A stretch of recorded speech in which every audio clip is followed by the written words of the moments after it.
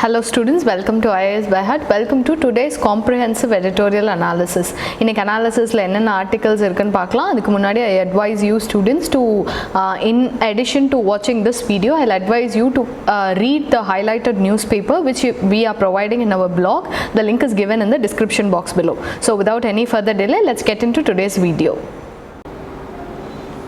Let's look at the first article of today, the structural fragility of union territories. What is happening in Puducherry nu namak theriyum. Idoda context enna ipo Puducherry la recent 4 ruling MLAs they resigned from the Puducherry government led by Narayanaswamy. Ivanga resign pannadanaala the government topple aiduchu. So as we can see, this is an ingenious move to topple a government itself. Or state government kaukradukana or bayangaramana move irukku because this has already happened in Karnataka 2019. So இதுல என்ன constitutional crisis இருக்கு அப்படிங்கறத நம்ம இப்ப பார்க்கலாம். First of all, Karnataka Puducherry the government's lost majority.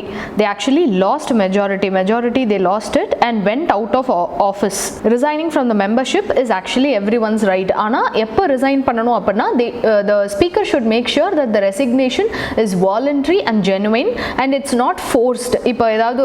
இப்போ இவங்க நாலு பேர் இந்த கட்சியை விட்டு போயிட்டாங்க அப்படினா இந்த கட்சிக்கு சப்போர்ட் கிடையாது, the government will surely topple அந்த மாதிரி ஒரு பிரஷர்னால it should not happen. It should happen actually by voluntary basis. Idha article 190 la sollirpaanga. We should make sure that a person resigns, the resignation should be voluntary and genuine, and if the speaker feels that it is not actually genuine or voluntary, someone is forcing அந்த மாதிரி இருந்ததுனா அந்த resignation accept பண்ணாம கூட இருக்கலாம் அப்படிங்கறத article 190 la sollirkaanga. The resignations of MLA actually invariably led to the fall of the government. In most cases, the resignations are quite unanticipated to reduce the party's majority in the house abruptly. Majority குறைஞ்சதுன்னா இப்போ யாராவது ஒருத்தவங்க டிஃபெக்ஷனில் வெளியில் போகிறாங்கன்னா உடனே majority prove பண்ண சொல்லுவாங்க. Majority prove பண்ணும்போது இல்லை அப்படின்னா what will happen? The whole government will topple. Resignations are done with such precision that exact number of MLAs required to reduce the majority resign and not more. அதாவது எவ்வளோ பேர் இருந்தால் இவங்க வந்து நோ கான்ஃபிடன்ஸ் மோஷனோ இல்லை கான்ஃபிடன்ஸ் என்ஜாய் பண்ண முடியாதோ அந்த அளவுக்கான எம்எல்ஏஸ் மட்டும் ரிசைன் பண்ணுறாங்க. இது ஒரு ஷார்ட்கட் மாதிரி ஆயிடுச்சு. The beauty of this scheme is no MLA has to defect and face disqualification and get a bad name. So இதெல்லாம் பார்க்கும்போது நமக்கு என்ன தோணுதுன்னா, why our constitution makers actually thought சரி ஓகே சில யூனியன் டெரிட்டரிஸ்க்கு லெஜிஸ்லேச்சர் இருக்கட்டும், சில யூனியன் டெரிட்டரிஸ்க்கு கவுன்சில் ஆஃப் மினிஸ்டர்ஸ் போதும் அப்படின்னு அவங்க ஏன் யோசிச்சாங்க அப்படின்னு நம்ம யோசித்தோம் அப்படின்னா, it is actually to fulfil the democratic aspirations of the people.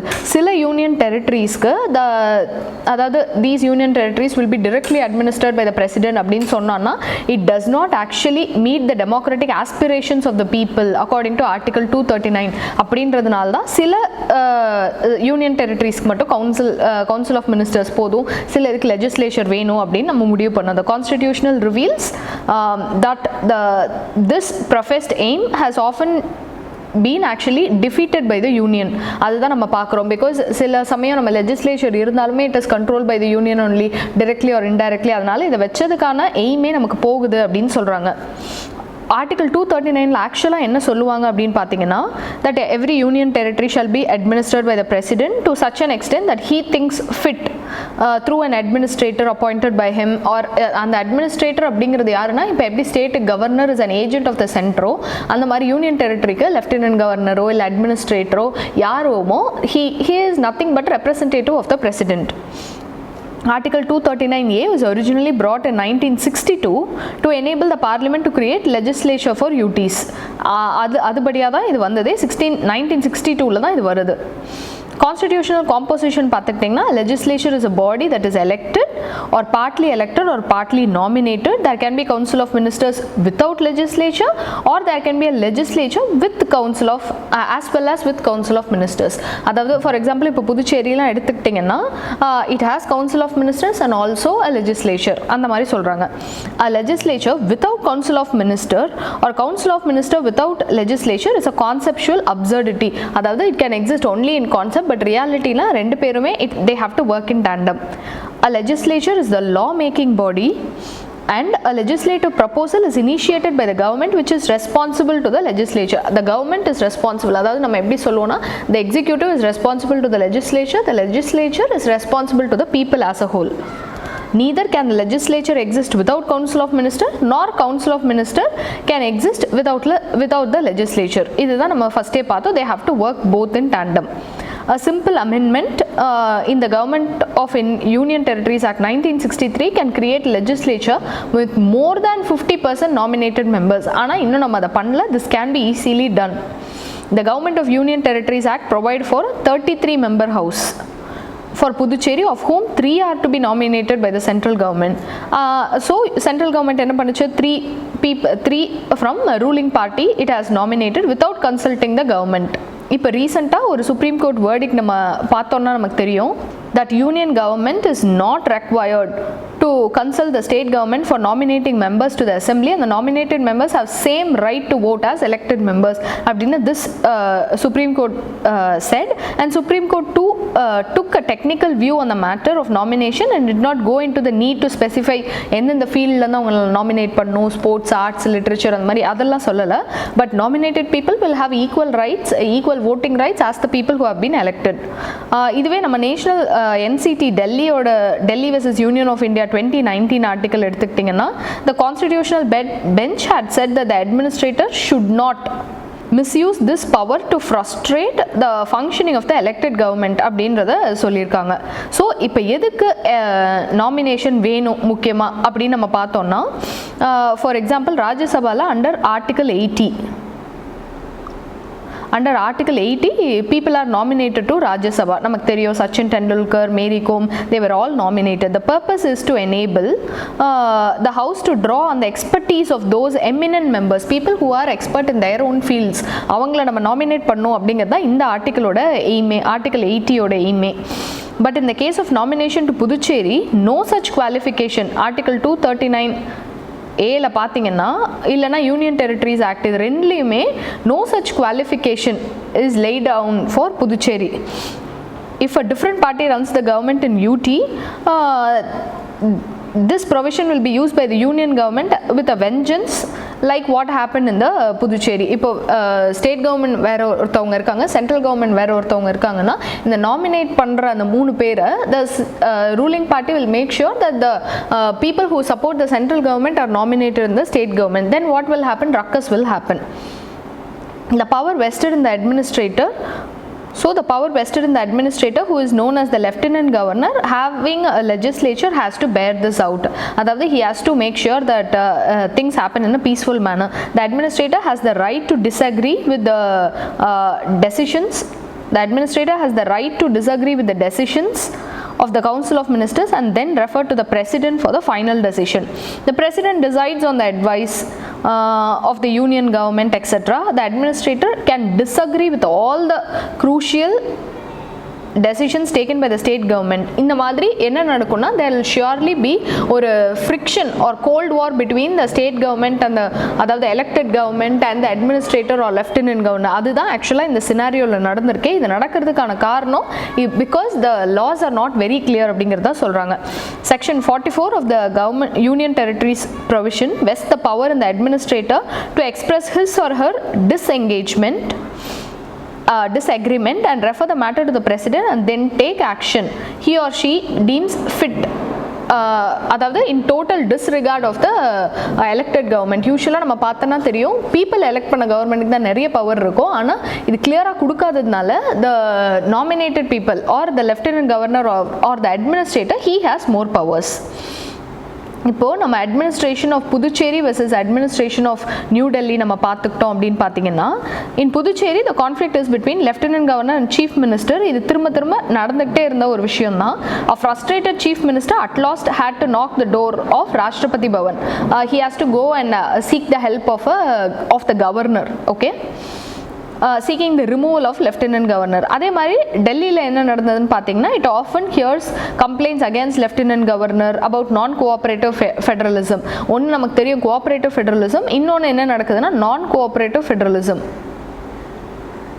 Non-cooperative federalism இருந்ததுன்னா the relationship between the union and the states will not be smooth. The conflicts between the administrator, who is the nominee of the president, and the elected government, it will surely keep on happening. No union government really likes the idea of a free autonomous government in union territories, because union territories la indirecta avanga control la iruknum na oru central la irukka oru union government will desire. So what will happen? They will surely nominate people who will support them. The weaponization of the constitutional provision is done in full measure when the union territory is ruled by different political party.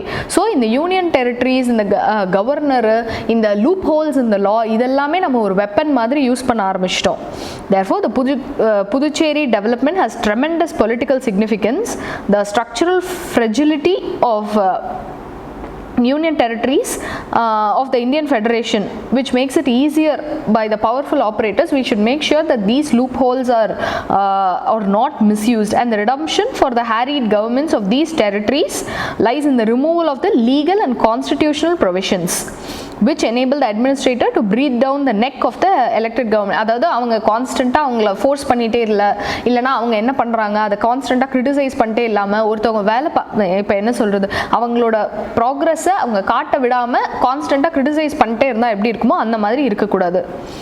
So far the conspirational resignation by legislature, இது ஏன் conspirational சொல்கிறாங்கன்னா எய்மே வந்து to topple the government இருந்தது. So this is more or like conspiracy to bring down their own government is concerned. The political class will have to rack its brains on how to get the better of the instincts of political parties through constitutional or other means. இந்த மாதிரி திரும்ப நடக்காத அளவுக்கு நம்ம பார்த்துக்கணும். Because எவ்வளோ பேர் இருந்தால் கரெக்டாக மெஜாரிட்டி இருக்காதோ அவ்வளோ பேர் மட்டும் ரிசைன் பண்ணி அந்த கவர்மெண்ட்டே டாப்பல் பண்ண வைக்கிறாங்க. அப்படிங்கும் போது this provision is highly misused. So we should make sure that this does not happen again. So that's all about this. A continuation of this will be seen in the future articles. Now let's look at federalism and India's human capital. இந்த article என்ன சொல்கிறாங்கன்னா, investing in human capital through interventions of nutrition, health, education. Human கேபிட்டல்னாலே 3 pillars of human capital என்னென்னா, ஒன்று health, இன்னொன்று education, இன்னொன்று proper skill training. இதுதான் ஹியூமன் கேபிட்டலுக்கு தேவையான விஷயம். ஸோ இது மூணையுமே நம்ம பண்ணும்போது மட்டும்தான் Indian human capital indicators will remain high. இப்போ ரீசெண்டாக world bank release human capital இண்டெக்ஸில் the country has ranked in 116th position. National family health சர்வேல பார்த்தீங்கன்னா malnutrition indicator stagnated or declined in many states. மால் நியூட்ரிஷனும் இன்னும் நிறைய இடத்துல இருக்குது. நேஷனல் அச்சீவ்மெண்ட் சர்வேல பார்த்தீங்க அண்ட் ஏஎஸ்இஆர் ரிப்போர்ட், அதாவது ஸ்கூல் எஜுகேஷனை மெஷர் பண்ணுற ரிப்போர்ட்டில் பார்த்தீங்கன்னா poor learning outcomes.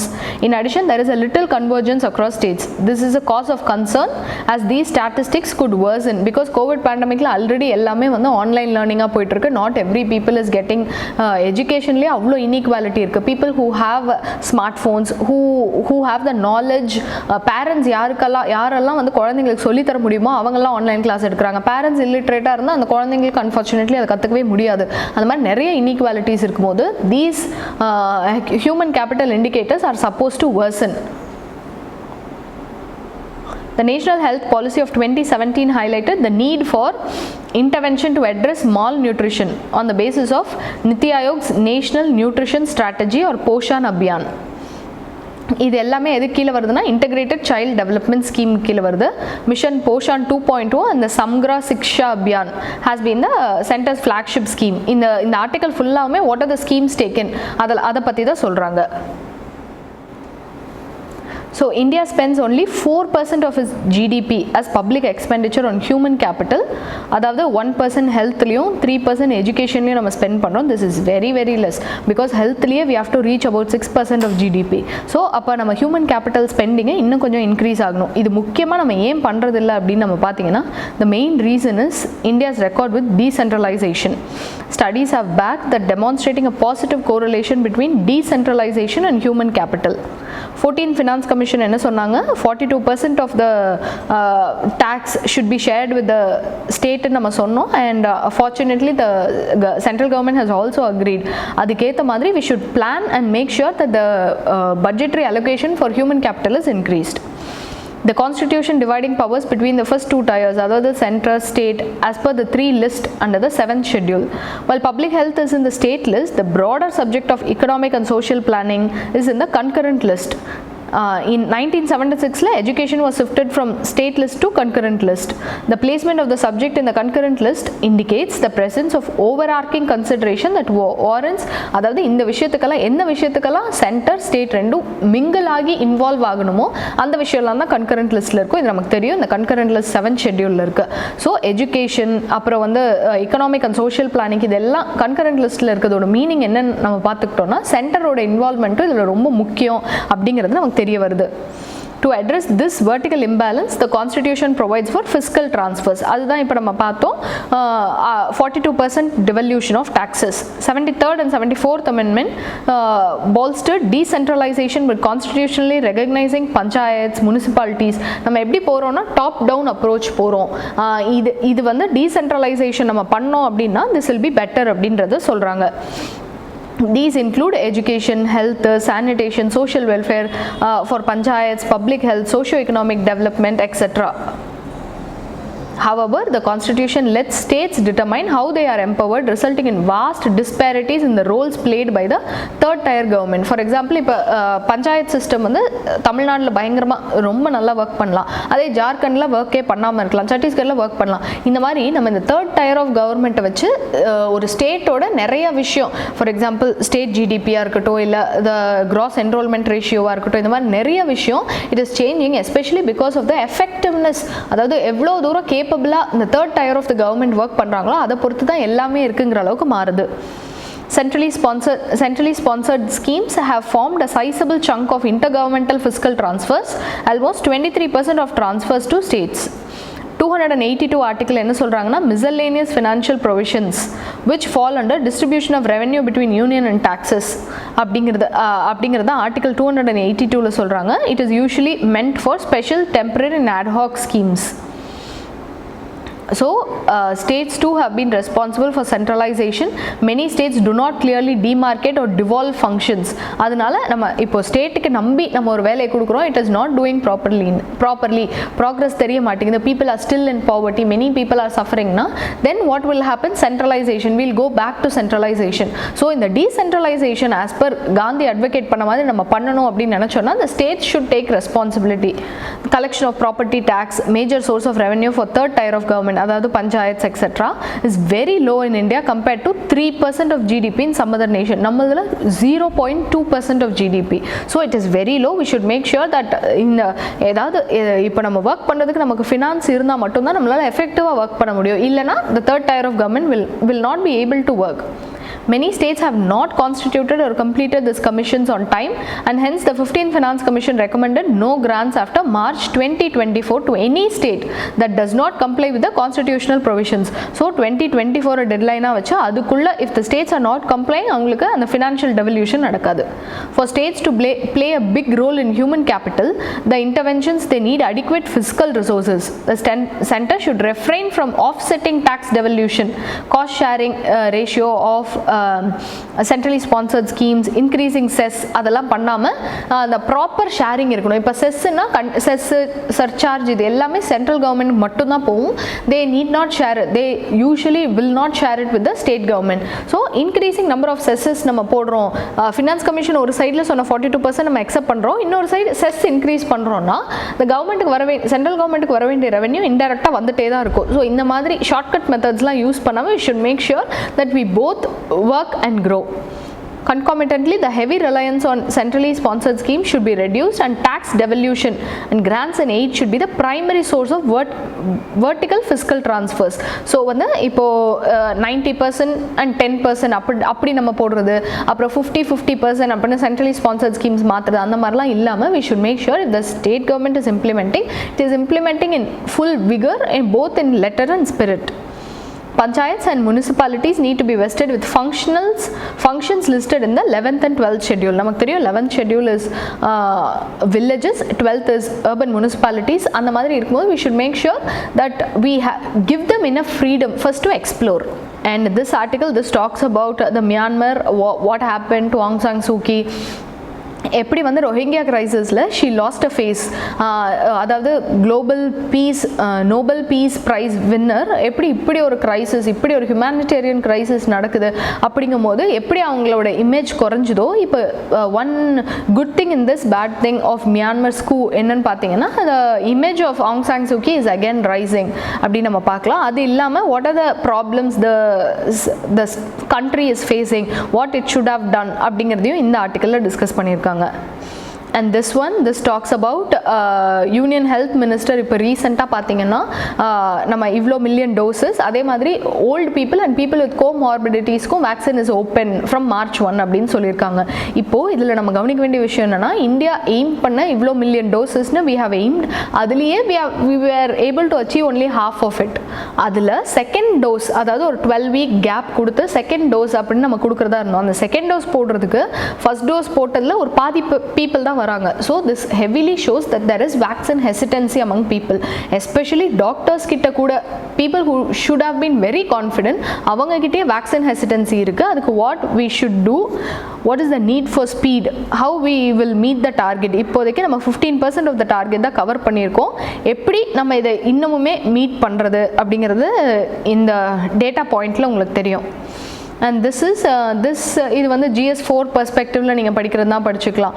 Is adultery a misconduct, அதாவது அடல்ட்ரி வந்து ஒரு மிஸ்காண்டக்ட் இல்லைன்னு சுப்ரீம் கோர்ட் சொன்னாலுமே நம்ம வந்து இன்னும் army and all India civil services இல்லைனா ஆல் இண்டியா சர்வீசஸில் அது இன்னும் நம்ம ஒரு பெரிய ப்ராப்ளமாக தான் வச்சுருக்கோம். அது அவங்களுக்கு இன்னமுமே நம்ம எப்படி கிளியராக சொல்லணும், should we make sure that இவங்களுக்கு வேறு நார்மல் பீப்புளுக்கு வேறு இதெல்லாம் நம்ம பண்ணணுமா, இல்லை என்னென்ன எத்திக்கல் ப்ராப்ளம்ஸ் இருக்குது, என்னென்ன எத்திக்கல் அட்வான்டேஜஸ் இருக்குது, அதெல்லாம் இந்த ஆர்டிக்கலில் டிஸ்கஸ் பண்ணியிருக்காங்க. And one more important thing about this is recently Patanjali released a syrup for combating COVID. இதில் என்ன பியூட்டினா, இதில் ஒரு ethical dilemma எங்கே வந்ததுன்னா, Union Health Ministry he indirectly supported this ட்ரக்னு சொல்லிட முடியாது. இப்போ ட்ரையலில் இருக்க ஒரு விஷயம், இப்போ அவங்க அந்த ட்ரையலில் இருக்க மருந்து ரொம்ப ஸ்மால் சாம்பிளில் தான் இதை வந்து டெஸ்ட் பண்ணியிருக்காங்க. இருந்தாலுமே சக்ஸஸ் ரேட் அவ்வளோ டீசெண்டாக இருந்தாலுமே government should not endorse a private entity, அதுவும் என்ன சொல்ல ப்ராஃபிட்காக பண்ணுற ஒரு என்டிட்டியை காசு கொடுத்து ஒரு என்ன சொல்ல சூடோ கவர்மெண்ட் மாதிரி இல்லாமல், அதாவது for the welfare of the பீப்புள்னு பண்ணாமல் காசு வாங்கிட்டு பண்ணுற ஒரு ப்ரைவேட் என்டிட்டிக்கு கவர்மெண்ட் ஷுட் நாட் சப்போர்ட். அதில் என்னென்ன எத்திக்கல் டயலமாஸ் இருந்தது, should health minister should have done this or not அப்படிங்கிறத இந்த ஆர்டிக்கலில் சொல்லியிருக்காங்க. This article it says that ministers and public figures must not be seen endorsing drugs whose efficacy is in doubt. For example, இப்போ ப்ரைவேட்டாக இருந்தாலுமே இப்போ Pfizer மாதிரி இருக்குது. ஃபைசர் இஃப் இட் கிளைம்ஸ் 100% ஃபியூச்சரில், அப்போ நம்ம கவர்மெண்ட் வந்து எல்லோரும் ஃபைசர் வேக்சின் யூஸ் பண்ணலாம் அப்படின்னு சொன்னால் அது வேறு என்டோர்ஸ்மெண்ட். இப்போ this one the Coronil an Ayurvedic pill promoted by Baba Ramdev, அது வந்து it is actually a concoction of common herbs known to Ayurveda. அது வந்து ஒரு நம்ம சிரப் மாதிரி இல்லை ஒரு கஷாயம் மாதிரி வச்சுக்கோங்களேன். அப்படி இருக்கும்போது அது இன்னமுமே ட்ரையல் ஃபேஸில் இருக்குது. அதை மக்களை வாங்கி குடிங்கன்னு ஒரு யூனியன் ஹெல்த் மினிஸ்டர் இல்லைனா ஒரு பப்ளிக் ஃபிகரே இப்படி சொல்லும் போது பீப்புள் வில் பி மிஸ்லெட். இதை தான் ஹைட்ராக்சி குளோரோக்வினில் நடந்தது. ட்ரம்ப் வந்து what he said, okay Harpic அந்த மாதிரி ஹார்பிக் லைசால் இதெல்லாம் போட்டால் டாய்லெட்டே க்ளீன் ஆகுது, why can't we take this, அப்போ வந்து வைரஸ் க்ளீன் ஆகாதா அந்த மாதிரி சொல்கிறாங்க. நம்ம எல்லாருக்குமே தெரியும் திஸ் சவுண்ட்ஸ் ரியலி அப்சர்ட். அப்படி இருந்தாலுமே ஒரு பப்ளிக் ஃபிகர் இதை சொல்லும் போது what if some people go and try them அந்த மாதிரி இருக்கும்போது, so when someone is in the limelight, someone is a public figure, they should make sure that whatever they say is heavily filtered and people do not get biased. First of all, they should not be biased, they should not favor anybody, nepotism அதெல்லாம் இருக்கவே கூடாது. அப்படி இருந்தால் what are the ethical dilemmas, what they should do, அது வந்து இந்த ஆர்டிக்கலில் சொல்லியிருக்காங்க. So that's all for today's articles. We have come to the end of this video. I hope this session was useful, and tomorrow we'll meet with other set of editorial articles. Thank you.